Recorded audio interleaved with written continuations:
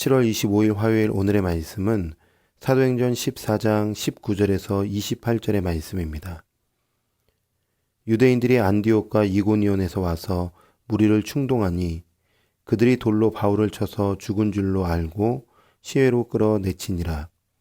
제자들이 둘러섰을 때에 바울이 일어나 그 성에 들어갔다가 이튿날 바나바와 함께 더베로 가서 복음을 그 성에서 전하여 많은 사람을 제자로 삼고 루스드라와 이고니온과 안디옥으로 돌아가서 제자들의 마음을 굳게 하여 이 믿음에 머물러 있으라 권하고, 또 우리가 하나님의 나라에 들어가려면 많은 환난을 겪어야 할 것이라 하고, 각 교회에서 장로들을 택하여 금식 기도하며 그들이 믿는 주께 그들을 위탁하고 비시디아 가운데로 지나서 밤빌리아에 이르러 말씀을 버가에서 전하고 아달리아로 내려가서 거기서 배 타고 안디옥에 이르니, 이곳은 두 사도가 이룬 이 일을 위하여 전에 하나님의 은혜에 부탁하던 곳이라.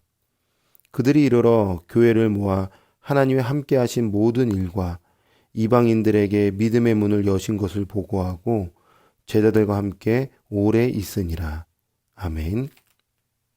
오늘 본문의 말씀은 바울과 바나바의 1차 선교가 마치면서 파송했던 안디옥 교회로 돌아가서 선교 보고를 하는 걸로 마무리되는 아주 소중한 말씀이죠.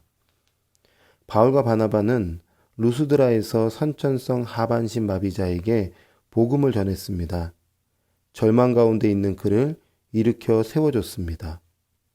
루스드라 성의 사람들이 그 광경을 보고 굉장히 놀랐죠.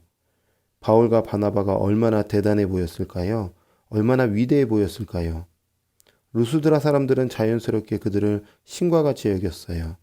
그리고 그들에 대한 경외심을 표현하고자 그들에게 제사를 드리려고까지 했습니다.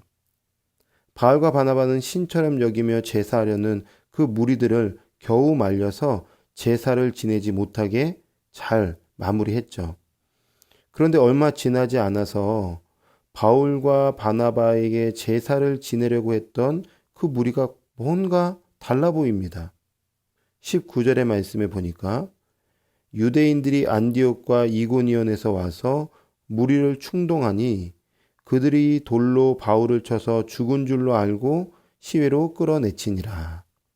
바울과 바나바를 신봉했던 루스드라 사람들이 갑자기 돌변하죠. 어떻게 돌변했을까요? 돌로 그들을 쳐 죽입니다. 죽이려고 했던 것입니다. 왜 그들이 그렇게 돌변했을까? 19절에 보니까 충동당했다. 충동당한 것입니다. 충동하다라는 단어는 설득하다라는 의미를 가지고 있어요. 설득을 당한 것입니다. 그렇다면 바울을 쫓아다녔던 유대인들은 루스드라 사람들에게 무엇을 설득했을까? 사도행전 전체적으로 보면 바울은 선교를 할 때마다 늘 유대인들이 쫓아와서 공격하는데, 그때마다 유대인들은 무리들을 충동합니다. 뭘로 충동하느냐? 이권. 자신들의 이권 문제로 계속 충동질을 해요. 나중에 보면 빌립보에서 일어난 일인데, 빌립보에서는 귀신 들린 여인을 고쳐주죠. 이 귀신 들린 여인의 주인이 더 이상 점으로 돈을 벌 수 없게 되자 그들을 고발합니다. 바울은 채찍질을 당하고 옥에 갇히게 됩니다. 이권 문제로 어려움을 당했어요. 에베소에서는 사람들이 아데미 신상을 만들어 팔았는데 복음으로 사람들이 변화되자 신상이 안 팔립니다. 데메드리오가 화가 나서 사람들을 선동하여 바울을 죽이려고 합니다. 이권 문제죠. 이권 문제가 충돌되었을 때에 반기를 들었던 것입니다. 여러분, 마귀는 끊임없이 우리를 충동질합니다. 이권 문제로 계속 우리를 설득합니다. 그래서 우리가 하나님 편에 서지 못하도록, 때로는 교회가 하나 되지 못하도록 계속 방해를 놓습니다.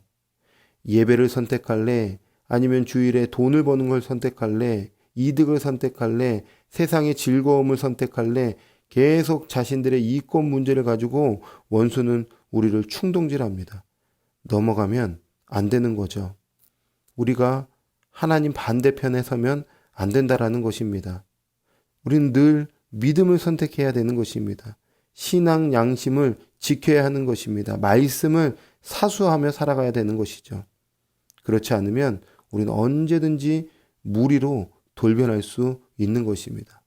그러므로 내 안에 있는 생명이 얼마나 소중한지를 다시 한번 마음 깊이 새기고 그 말씀 안에서 살아가는 은혜가 있기를 주님의 이름으로 축원합니다.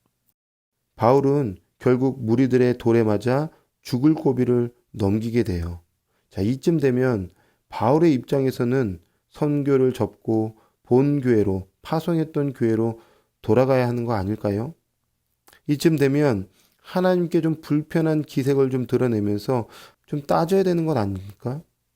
하나님, 제가 이상한 일을 했습니까? 하나님, 제가 하나님과 상관없는 일을 했나요? 열심히 복음을 전하고 순종하고 또 하나님 말씀에 따랐다면 나머지 하나님 좀 책임져 주시고 보호해 주셔야 되는 거 아닙니까?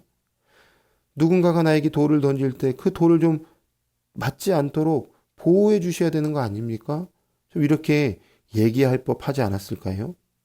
그런데 바울의 모습을 한번 잘 보십시오.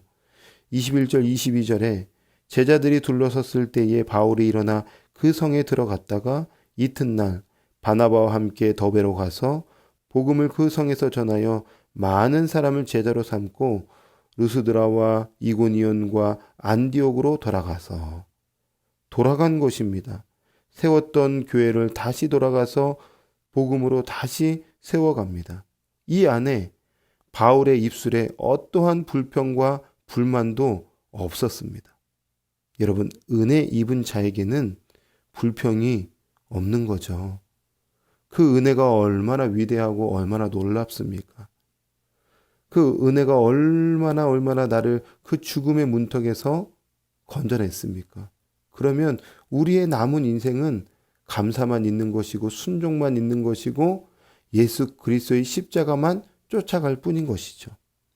이미 그리스도와 함께 죽고 그리스도와 함께 산 목숨이기에 하나님이 이끄시는 대로 순종하는 것이 우리의 몫인 것입니다. 여러분, 무엇이 바울로 하여금 공포를 뛰어넘고 죽음을 뛰어넘을 수 있게 한 걸까요? 무엇이 바울로 하여금 성치 않는 그 육신을 다시 이끌고 또 다른 그 지역으로 가서 그 왔던 곳으로 되돌아가서 복음을 전하게 한 걸까요? 생명입니다. 하나님의 나라 때문입니다. 바울의 가슴에 그리스도가 다스리는 통치, 그 그리스도의 나라, 하나님의 나라가 있었던 것입니다. 바울의 심장에 복음, 그 복음이 뛰고 있었던 것입니다.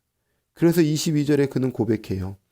제자들의 마음을 굳게 하여 이 믿음에 머물러 있으라 권하고 또 우리가 하나님의 나라에 들어가려면 많은 환난을 겪어야 할 것이라 하고 하나님의 나라가 바울 안에 꽉 찼던 것입니다. 그것이 공포를 뛰어넘고 죽음을 뛰어넘을 수 있게 도울 수 있었던 원동력이었던 거죠. 믿음의 성도 여러분, 여러분의 심장 가운데 복음이 뛰고 있으신가요? 여러분의 가슴 가운데 하나님의 나라가 가득하십니까? 우리의 삶에 진짜 복음이 뛰고 있는가? 심장, 영적 심장이 뛰고 있는가? 오늘 다시 한번 돌아보시면서 하나님의 그 나라가 내 안에 가득 넘칠 수 있도록 도와주십시오라고 간절한 마음으로 간구하고 믿음으로 삶을 살아낼 수 있는 우리 귀한 성도님들의 삶이 되기를 주님의 이름으로 축원합니다. 아멘. 기도하겠습니다. 하나님, 오늘도 귀한 말씀 우리에게 주셔서 감사합니다. 그 복음의 심장이 우리 안에 강력하게 뛰어서 평생에 예수 그리스도 자랑하고 하나님의 나라를 위하여 달려갈 수 있는 귀한 하루, 귀한 삶이 될 수 있도록 축복하여 주시옵소서.